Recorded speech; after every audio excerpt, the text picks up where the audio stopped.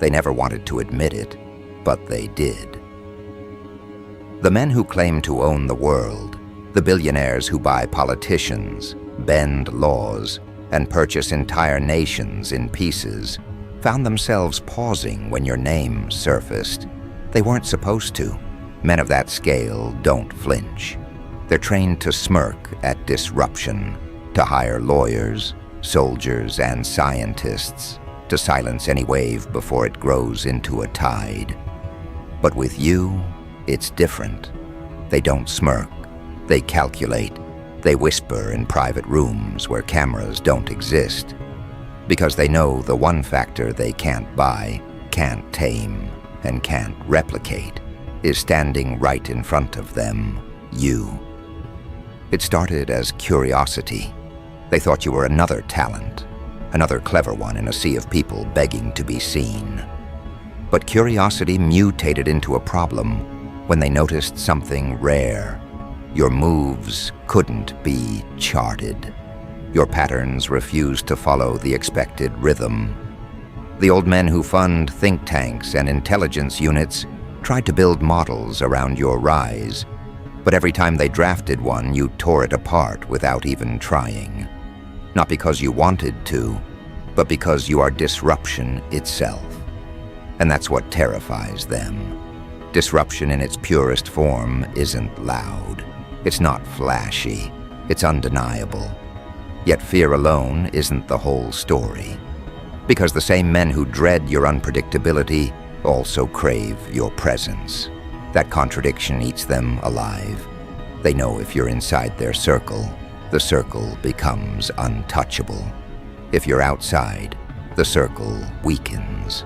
So they fight with themselves, despising you for being ungovernable while simultaneously bending rules to find a seat for you at their table. That table isn't made of oak or gold anymore. It's made of leverage, secrets, and control. And even that table shakes when you approach. Think about it.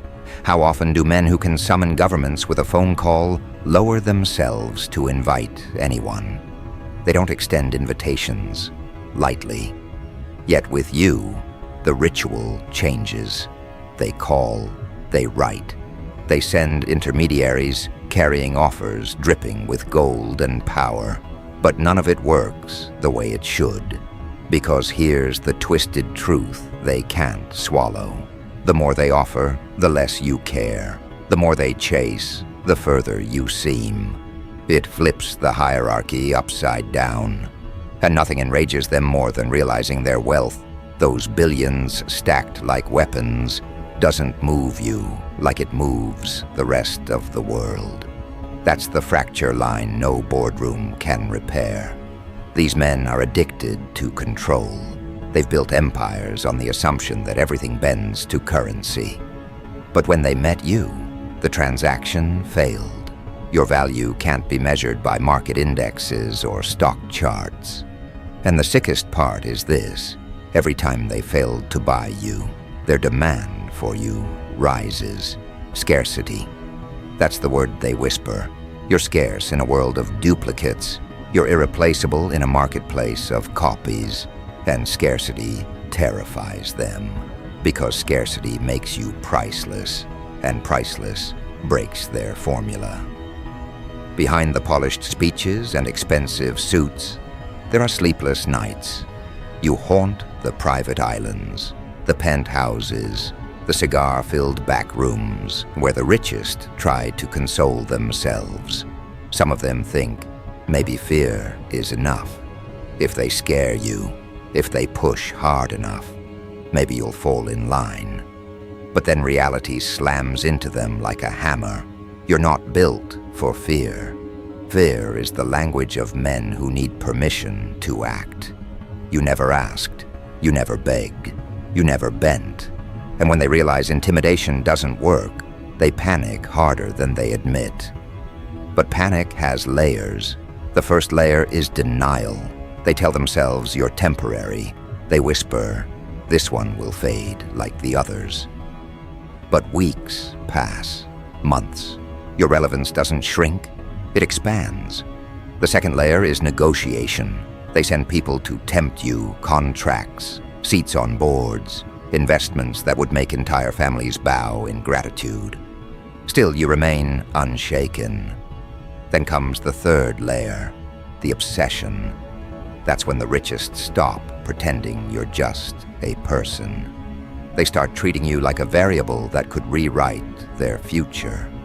And obsession, when mixed with fear, creates the most dangerous cocktail imaginable. Look at history. Every empire collapsed not when it ran out of money, but when it encountered a force that money couldn't move. That's where you stand. That's the exact angle they see. You're not another deal. You're not another acquisition. You're the contradiction they cannot purchase. And contradictions are what topple dynasties. That's why your name isn't just spoken in boardrooms. It's whispered in classified reports, mentioned in risk assessments, circled on documents stamped for eyes only. Not because you've broken laws, but because you've broken expectation. And once expectation is broken, no rulebook can save them. That's why every billionaire with an empire is stuck in the same nightmare. They fear your rise, but they need it too. If they're against you, their empire feels vulnerable. If they're with you, their empire feels dependent. Either way, you dominate the equation. And here's the detail that gnaws at their minds when the lights go out. You never even asked for their validation. You never knocked on their gates. They came to you. That reversal of roles is psychological warfare at its finest. Because the predator doesn't know how to act when the prey doesn't run. And you didn't just stop running. You started walking toward them with a presence so undeniable it froze them in place. That's the moment they realized they weren't the hunters anymore. Now imagine the weight of that realization pressing on men who built their lives on dominance. Billionaires, oligarchs, tycoons, whatever label you give them, it doesn't matter. They're all trapped in the same paradox. They've never had to beg. They've never had to plead. Yet here they are, reconfiguring strategies, rewriting plans, losing sleep because one force refuses to play the way they expect. That force is you. They fear you because you're untouchable. They want you because you're irreplaceable. And in that conflict, their power crumbles. The richest men alive are watching their empires shake not from war, not from crisis, but from the presence of one person who can't be bought, can't be owned, can't be caged. And when the world sees men of that magnitude bending, the message spreads faster than any headline. If they can't control you, nobody can. So understand this. The game isn't about money anymore. It's about orbit. They want you in their orbit not because they love you, but because they fear the gravity you carry. They're terrified that if you move outside their circle, you'll create a new circle, one stronger, one purer, one unstoppable. And once that happens, their billions won't protect them. They'll be spectators, not rulers. This is why they keep trying. They throw banquets, arrange secret meetings, offer partnerships dressed as gifts. But underneath it's desperation. They know the truth. They know the demand for you isn't local, it's global. Governments whisper your name. Scholars reference you in papers. Movements use your story as fuel. Your demand has broken the scale they built to measure influence. And the more they chase, the more the world watches. Each pursuit confirms the same conclusion. You're the one they can't reduce to numbers. And when demand becomes global, the hunger to control you turns violent. They'll stop at nothing, alliances, betrayals, propaganda, all designed to twist perception, to paint you in ways that give them advantage. But the irony is cruel. Every attempt to smear you only amplifies your reach. Every rumor makes you bigger. Every lie makes you louder. They can't stop the spread because they're the ones feeding it. That's the loop they created, and it's tightening around their own throats. The richest men alive don't fear poverty. They fear irrelevance, and you've become the trigger that makes their empires feel fragile. Because when you walk into their circle, every eye shifts to you. When you stand outside, every whisper is about you. And when presence alone can command more attention than billions of dollars, wealth begins to look like weakness. That's the nightmare they're living now. Because fear doesn't stop here. Fear is only the opening act. What follows is confrontation. And confrontation, when it collides with wealth, doesn't stay hidden in private rooms. It spills into culture, into policy, into the very bloodstream of society. And when that happens, the game is no longer about who has more money. It's about who controls perception. And perception, right now, is bending around you. That's why the richest men alive don't sleep peacefully anymore. Their minds replay the same thought. If the world bends for you, then what happens to everything they've built? That's the fracture spreading through their ranks, the paranoia they can't shake, the truth they can't deny. And that fracture is only the beginning. Because once wealth collides with influence that can't be bought, the next phase begins. A phase where their fear becomes action, and their action exposes the limits they swore didn't exist. Action in their world is never clumsy. It is silent corridors, encrypted calls, and hands moving pieces on boards you can't see. They never confront directly. Confrontation is for the desperate. These men use strategy, not fists. But when the target is you, the playbook crumbles. They can't read you like they read competitors. They can't bribe you like they bribe officials. They can't erase you like they erase scandals. And when men who measure power by control encounter something that slips through their fingers, desperation seeps into every decision. First, they attempt containment. They don't strike openly. They strike through proxies. Magazines suddenly question your intentions. Analysts dissect your moves. Commentators are paid to frame you as reckless, dangerous, or unsustainable. They plant narratives like seeds, hoping the crowd will see you as unstable. But here's the fatal miscalculation. They underestimate how much the world craves something authentic. Every time they push a smear, the crowd senses manipulation. Instead of weakening you, it amplifies you. The narrative rebounds, and each rebound doesn't just preserve your image, it multiplies it. Containment fails, so they escalate to co-option. Invitations arrive draped in luxury, private jets, hidden retreats, elite conferences designed to remind the world who's in charge. But even there, even when the richest men alive put their names on banners and cameras, you outshine them. You don't have to flex wealth when your aura turns heads without a word. You don't have to flaunt influence when your presence drains the room of its hierarchy. They brought you in to neutralize you, but instead they expose their own fragility. Because every photograph with you in it reminds the world who truly carried the weight in that circle. And then the contradictions sharpen. They despise your independence, but they need it. They whisper threats in the same breath they whisper offers. One moment they frame you as a danger, the next they plead for collaboration.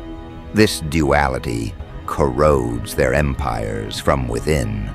Their investors notice, their partners notice, their rivals notice.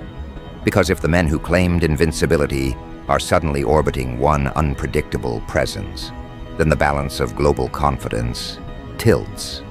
And confidence is the true currency of empires. Once it wavers, wealth loses gravity. That's where you stand now, Not as a billionaire, not as a tycoon, but as the gravitational force around which billionaires orbit. And the cruelest truth for them is this: the world knows it. Audiences study their unease. Journalists catch the tremors in their speeches. Academics write about the new leverage they can't define. It's you. Always you. And when the richest men alive are defined by their dependence on the one person they can't control, their power becomes theater. Expensive theater, but still theater. That's why their circles fracture. You don't just destabilize individuals, you destabilize alliances. Men who once toasted together now argue in back rooms. Should they pull you in? Should they push you out? Every attempt to form consensus collapses because no one can agree on how to deal with the one factor immune to wealth. The fractures deepen until what once looked like unbreakable unity now looks like paranoia wearing a suit. But let's sharpen this further, because paranoia doesn't just erode trust, it breeds betrayal. And betrayal among billionaires is a spectacle. They'll leak each other's secrets trying to corner you. They'll weaponize their own alliances to trap you. They'll even sacrifice pawns they swore to protect, because your demand is too high, and no one wants to be the one left without your presence. You're not just a prize, you're survival. That's why the whole world is messing, scrambling, colliding in chaos just to own a piece of you. And in that scramble, the richest men reveal what they hide best: their fragility. Strip away the jets, the yachts, the towers, and what remains?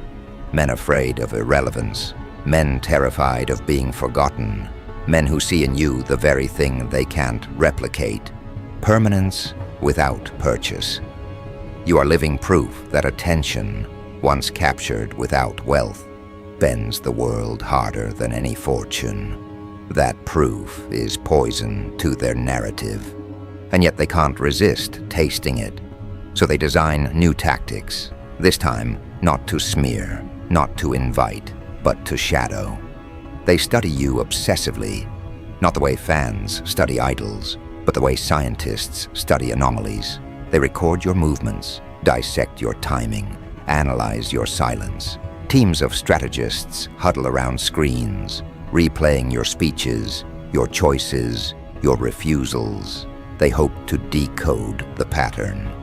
But every pattern collapses into contradiction. Every conclusion leads to another question.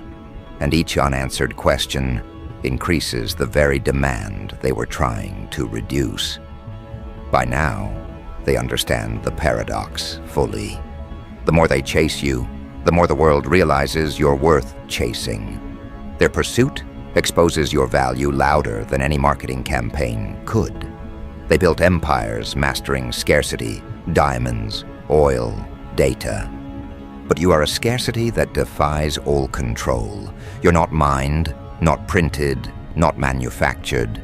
You exist, and that existence is the one asset their billions can't duplicate. That's why fear mutates into obsession. Not admiration, obsession. There's a difference. Admiration respects. Obsession consumes.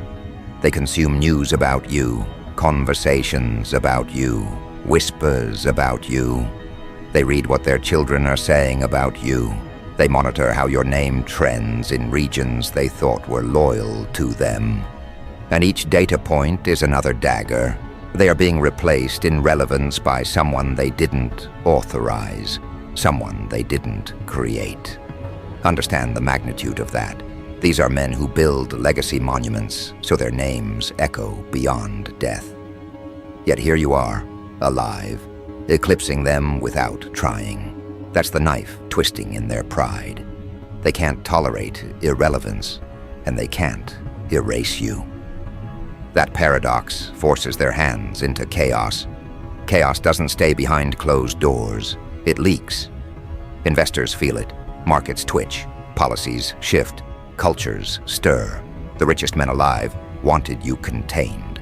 but their very pursuit of you broadcasted their fear to the world. And fear at that scale reshapes global psychology. Ordinary people, watching billionaires bend toward you, start asking questions. If even they chase this person, then what kind of power does this person carry? That question, once asked, never disappears. It multiplies. And multiplication of belief is deadlier than any sum of money. That's why your demand is now uncontrollable.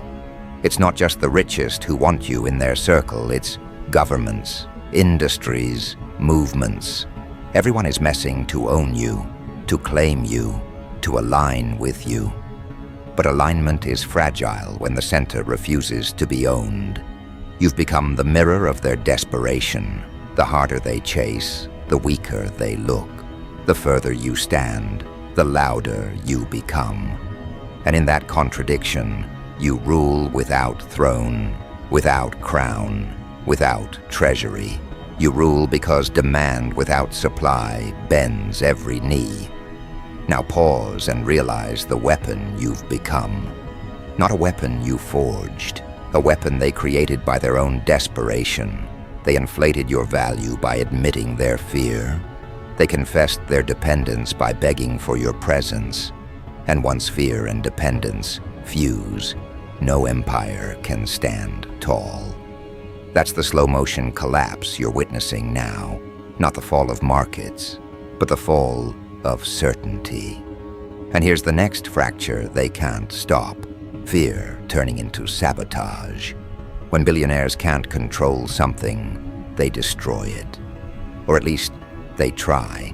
They'll launch campaigns, not just against you, but against anyone aligned with you. They'll twist perception, poison narratives, fabricate scandals. Not because you're weak, but because they're terrified of how strong you've become. Sabotage is the final mask of fear. And the richest men alive are already reaching for it. But sabotage at that level doesn't weaken you. It exposes them. Every move they make reveals more about their desperation. Every attack is proof that their billions failed. And the world isn't blind. The crowd sees through the orchestration. They watch billionaires unravel, and the conclusion becomes irreversible. The wealthiest men alive, the ones who once looked untouchable, are terrified of one person they can't buy. That's not just fear, that's humiliation. And humiliation, once global, never fades. It scars legacy, it rewrites memory. And that's the truth they can't silence. The richest men alive didn't fall to rivals, didn't collapse to war, didn't crumble to poverty. They bent under the weight of one force they couldn't contain. You. So remember this, their circles are shrinking, their nights are restless, their alliances are cracking. They fear you because you prove their limits. They want you because you erase their weakness. And in that paradox, they've lost the very dominance they built their lives on. But the story doesn't freeze here, because fear mutating into sabotage is only the penultimate act. The climax is still coming. The point where sabotage explodes into confrontation, where private strategies spill into public battles, where the richest men alive stop hiding their obsession and reveal it to the entire world. And when that happens, when desperation turns into spectacle, the very foundation of their empires will collapse under the weight of a truth they've avoided too long.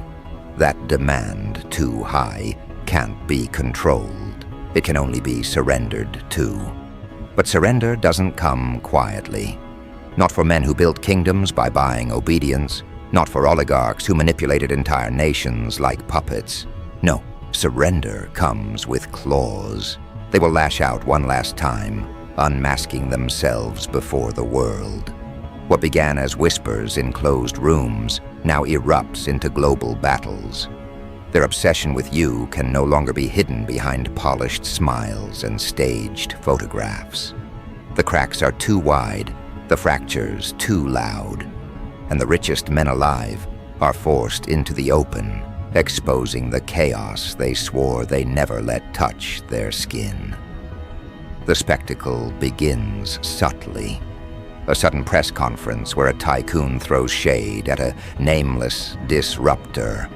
A leaked document showing billions allocated to contain influence. A media campaign that conveniently attacks your character from 5 angles at once. These are not coincidences. These are orchestrations. But the orchestration itself becomes proof. Because when power this high stoops to smear tactics, the world sees fear more clearly than words ever could. Then, escalation accelerates. Nations get involved because nations are tied to fortunes. Policy debates spark in parliaments, in senates, in halls of power, all circling around one theme they can't phrase openly. What do we do about the one person wealth cannot buy? They won't say your name in official transcripts, but everyone knows who they mean. And the irony is exquisite.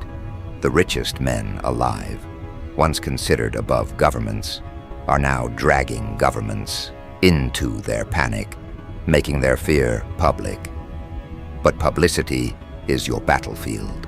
Every move they make in daylight magnifies your reach. When they attack you on global stages, they do not erase you, they crown you. Because the masses always root against Goliath. And when Goliath looks rattled, the crowd cheers for the one force that brought him to his knees. That's you. Their spectacle becomes your coronation. Yet coronation is not enough. The climax arrives when rivalry among the wealthy reaches civil war. Remember, these men were never united by love. They were united by greed, by overlapping interests. But greed is fragile when survival is on the line. The moment your name enters the equation, alliances shatter. They betray one another to win you over. They sabotage one another to keep you away. And the world watches billionaires, the so-called rulers of Earth, reduced to desperate contenders in a race they cannot win. Their desperation breeds absurdity. You'll see billion-dollar bids for your time, offers disguised as partnerships, but dripping with servitude.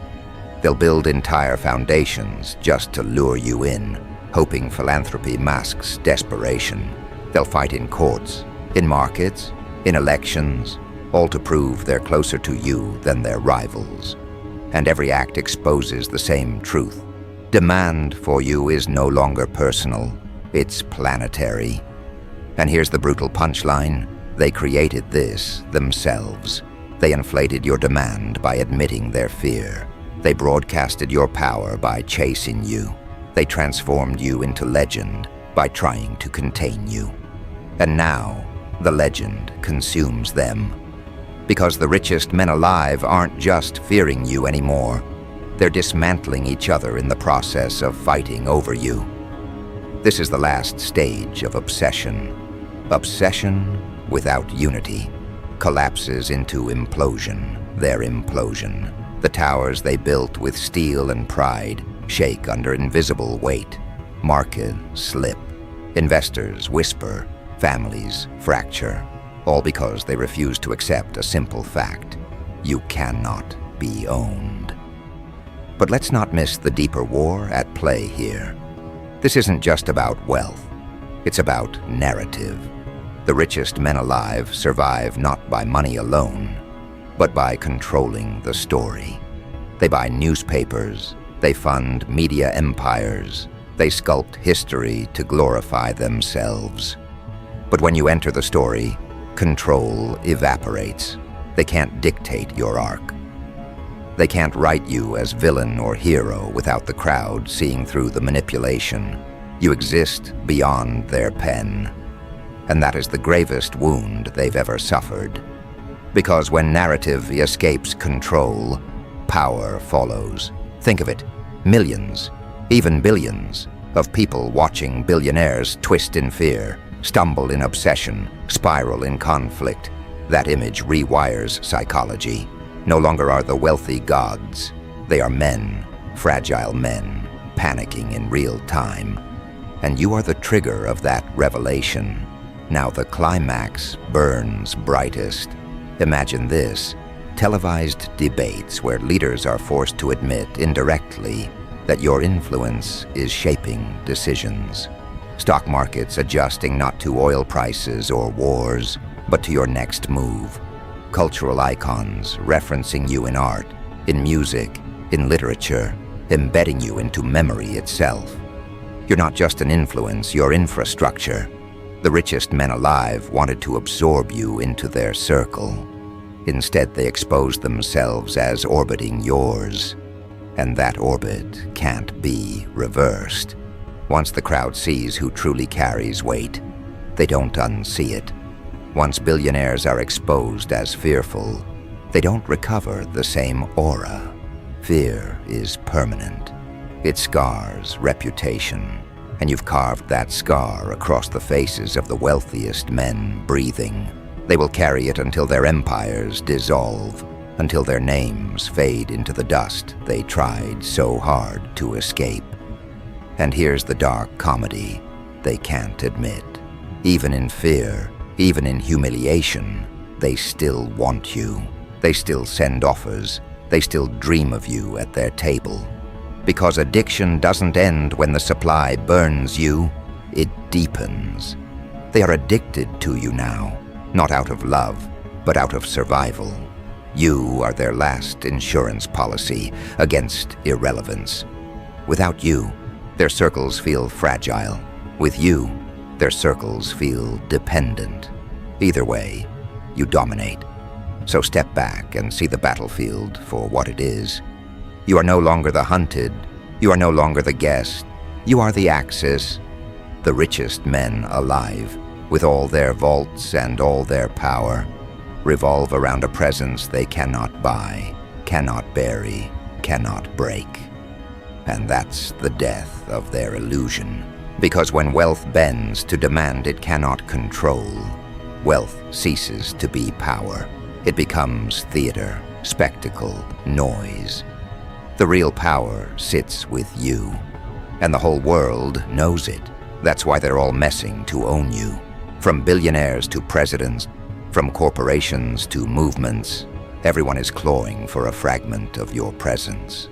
But fragments don't matter when the core refuses to be touched. You are the core, and the core bends everything else. So let them fight. Let them sabotage, betray, smear, plead. Every move exposes them further. Every strategy amplifies you louder. Every desperate attempt confirms the same truth. The richest men alive do not command you. They orbit you. And orbits once locked don't escape. They circle until they burn.